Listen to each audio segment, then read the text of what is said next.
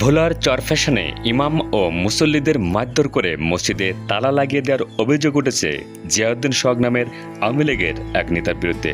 তিনি আসলামপুর ইউনিয়নের সাবেক চেয়ারম্যান বশির আহমেদের ছেলে। এতে মুসল্লিরা মসজিদে প্রবেশ করতে না পেরে জুম্মার নামাজ আদায় করলেন খোলা আকাশের নিচে রাস্তায়।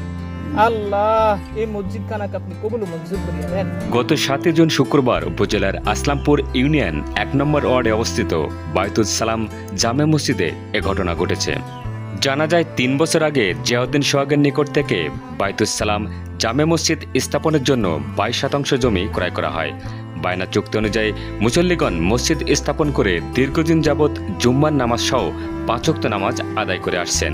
পর্যায়ক্রমে সকল টাকা পরিশোধ করলেও এখন জমির দলিল দিতে অস্বীকৃতি জানান সোহাগের দাবি 3 বছর পূর্বের চুক্তিপত্র বাতিল করে বর্তমান মূল্যে তাকে জমির দাম পরিশোধ করতে হবে, তা না হলে জমির দলিল দেওয়া হবে না এবং মসজিদে কোনো মুসল্লিরা নামাজ আদায় করতে পারবে না।